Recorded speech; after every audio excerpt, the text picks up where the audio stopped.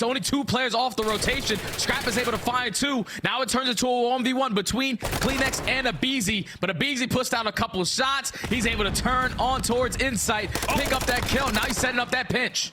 Oh, it's really just about whose extra players can get here first.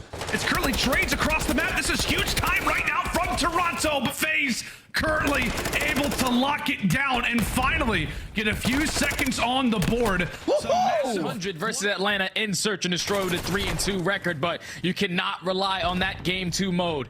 You have to come out and win this opening hard point versus a team that is struggling in the mode. But with the Atlanta Faze getting a great hold over towards Des, they're able to take the lead right on back and win a couple gunfights to win the next rotation over towards Diner. So tall task ahead for Ultra to try to find this break in, or at least hold down the push. They find 3, and that's the first push shut down immediately. Yeah, it was an early party of one cleared from Atlanta, and they keep this defensive hold alive. And Toronto's the #1 breaking team in the game on this map specifically. You actually get a blessed spawn right there for Insight. So I don't know if Atlanta Faze get the info that the players are going to be behind them as they're coming from every single angle. Player towards mid steps, player from Spa, player from Shandy. They're going for the Chow. Scrap is in Insight, able to combine for all 4. What a play from I'm dead, bro. I was just there. Oh, good. There's one both sides, I think. That's one couches. The hell? There's one patio. There's one left side patio. I'm looking. Toronto break on forward and make this hard point theirs. 5 seconds away from calling this game 1 theirs. It's over. Scrappy puts them to bed. Ends things out on a 5 spree, and there you go. Ultra clean as you'd like. Easy. Yeah, they got to go through Abizi. This is the king of first bloods, and he has the ability to find one early into this S&D. Takes down Scrap, already in the man advantage, but accidentally stuns himself. But he's at least able to get out with his life, maintain that map control, maintain the man count. He's now going to force Toronto Ultra to hit that rotation all the way back over towards A, where Celium is ready and waiting. It feels like for Ultra, they're like, okay, Beezy's over there. Yeah, I'd prefer to just not go that way. Can we just actually go over toward A? Yeah, let's make the rotation. Let's make the pivot. Simp has actually already sniffed it out. Same thing can be said for Celium. So great positions right now if you're Faze. Toronto actually do have Kleenex, who's made his way toward top bedroom. I don't think Faze are going to expect this. However, it may not matter because Celium has just picked them all apart. Kleenex at least able to drop 1. In the meantime, time continues to tick. Oh, off the top rope. Tobias ends up getting dropped. Faze walk away with round 1. Yeah, it all starts with that first blood towards B. Kleenex takes down Abizi. Big kill. But here come a few extra reinforcements. Slasher and Simp both winning their fight. So it goes from a 4v3, now actually goes to a 3v2 on the opposite direction. Kleenex not actually able to run through that door. It is Chaos that now leads us in to a 1v2. Scrap not able to do it last round, now has a bit of an easier chance, but Simp another shoulder and another kill. Round 3 goes to Faze. We'll see what Toronto elects to do. There's been a few looks over at that B site early. One time it was Abizi scaring them, and the last time it was really just the forces of Simp and Slasher doing great work. This time it's Kleenex with some shifty movement, finds the first blood, and it actually could be a bomb site rotation as well, Jay. It's a big first blood to take down Abizi. But I think Abizi in the DEFCON is able to give the information to his teammates that the pressure's still going to be over towards A. Kleenex flies. He's able to take down Slasher. Scraps there immediately there for the trade. So now in the 1v3 again for Celium. He gives up his positioning. A couple shots come through the door. He knows he has no chance at winning that round. Ultra back to back. Now down 3-2. Is it weird though? Like when Celium just runs through those doors, Jay, that I'm still a little terrified. In towards bottom. Luggage. They're just trying to find a timing on when they could potentially work towards this bomb plan. Slasher, the island player, is able to take down Hixie. Now you got all the information. The last 2 players from Ultra are definitely towards this A site, but Kleenex is able to invest that dead silence, find 1 inside at least for the trade. 20 seconds left, 1v2. Yeah, 15 seconds to go. He's in the middle of the map. What is he going to do in a spot like this? Slasher able to find him on the cross. Insight knows that he has to go for the Chow. Can he actually even make it here in time? No, there is no way. There is no way. JB Craven ends up finding himself in a precarious spot. 1 more to go. Does well with the slaying, but not necessarily with the time management. However, they have not cleared out luggage yet. Celium and Insight greet each other once more from range, but however, it's going to come down to Kleenex over at the top. Abizi able to find him.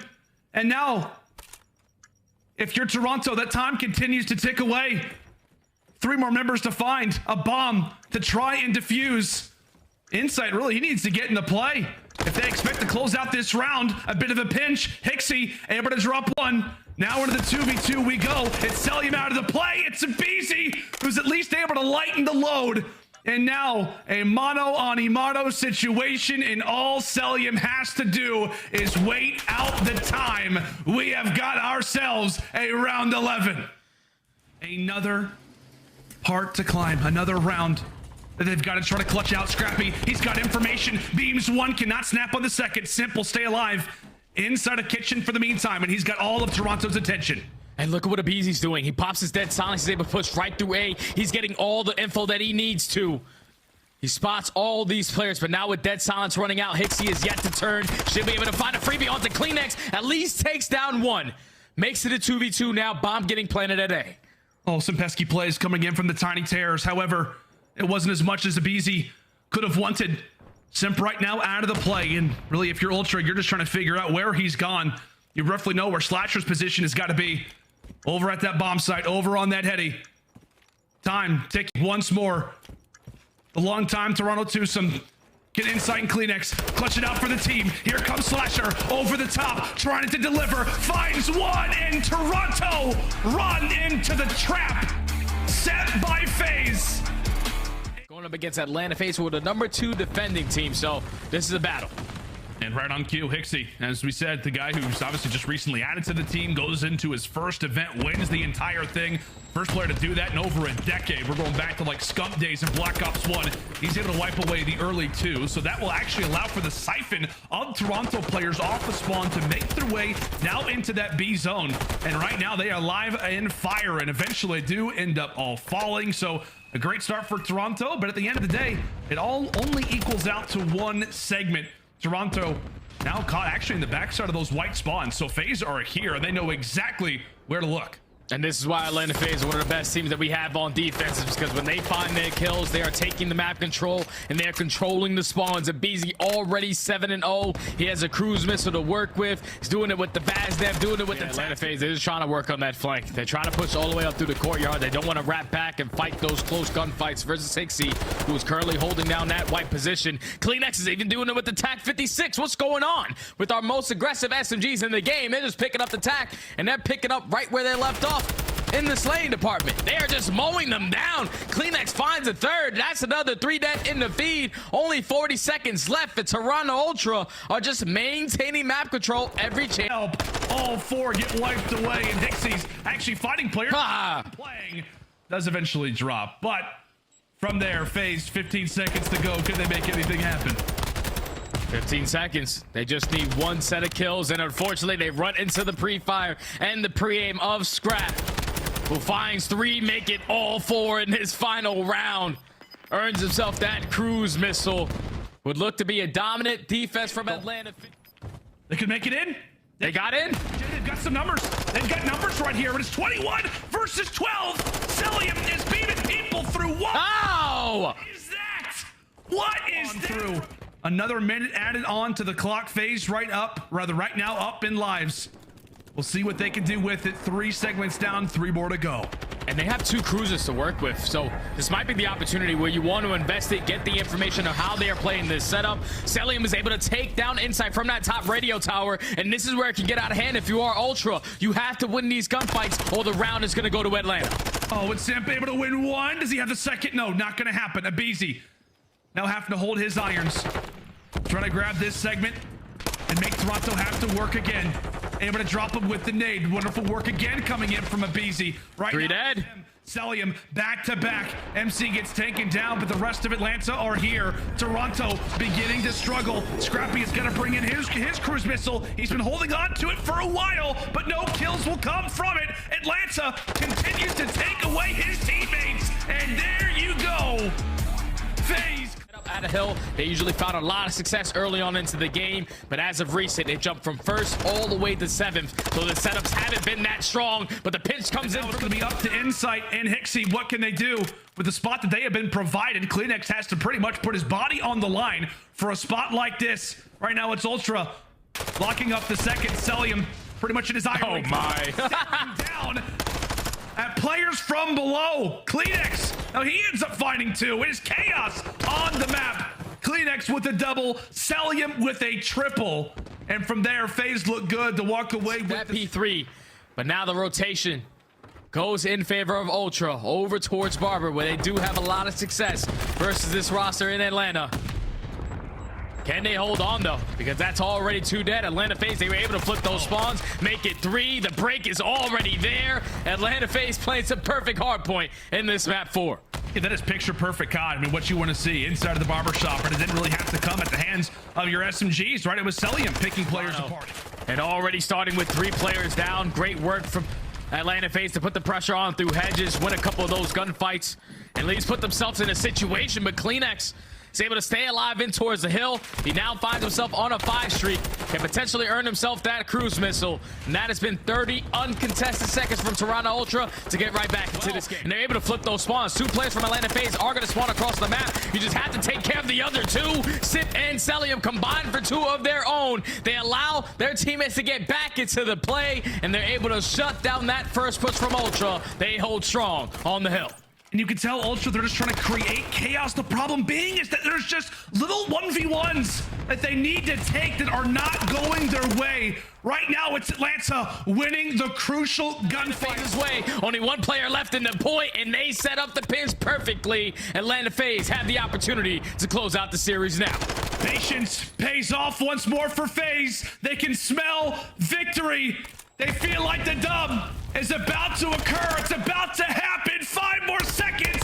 Slasher running wild. Simp. It's over. Line them up, and there you go. Atlanta Faze getting their. I think it was towards the end of that Mercado when I think MC started popping pieces, and then once Chris got that kill in top 10, I think it really like set us up perfectly for that break. And yeah, oh good. And obviously, you guys have been the best search and destroy team in the game so far as of late. And I wanted to ask about that round 11, of course. It was probably one of the more high-level rounds that we have seen, not only out of you guys, but in the league. Could you tell me kind of whose play call that was and how the round went out in y'all's comms? Well, first, Austin said he wanted us to go B and try B, and I was like, yo, let me like play on a lurk almost and kind of like late play through A. Once you guys make a lot of noise B, that way they wrap all the way, and they ended up wrapping all the way back to B, which I expected. And then I pushed through parking, got behind them, and it ended up working out perfectly because Austin wrapped back and planted A. So, yeah. Abizi, talk to me about the hard points a little bit. So, you know, if you look at statistics and some of your guys' hard points, it just seems like the rotations have been a bit sloppy for you guys. In that game 4, it looked like there was way more focus on the rotations. The small things were on point, and namely Celium actually being at new, making plays. Talk to me about how you guys fixed that. Yeah, I mean, first map, it was kind of like we made like a small mistake on the P2, which ended up losing all of P2 time, which we had like a full like perfect setup and had them like pushed out deep, but we ended up not blocking the back. So, but other than that, I mean, first map was just kind of tough. I mean, it happens, and I mean, I'm glad that we could turn it around in that map 4 hardpoint and to close out the series. So yeah. Abizi, what's it like playing against Scrap in Toronto Ultra? It seems that you guys match up pretty well against them. I mean, it's always nice matching up against the Toronto boys. They're all like really good players, and obviously we know that because we played them literally all through Cold War and finals all the time. So they're all very good players, and Scrap is obviously an up and coming rookie, and he's been gross this year so far. Well, they're 0-3 right now after you handed them their 3rd straight loss. Do you think they make it into the winners bracket come Columbus? I think they can still pull it off. I mean, you can still pull off a winner's bracket with 2 wins, so I guess we'll see. All right, thank you, Abizi, for joining us. Congratulations on the win tonight. All right, thank you. Abizi said Toronto still got a chance. Let's take a look at that chance because they have just 2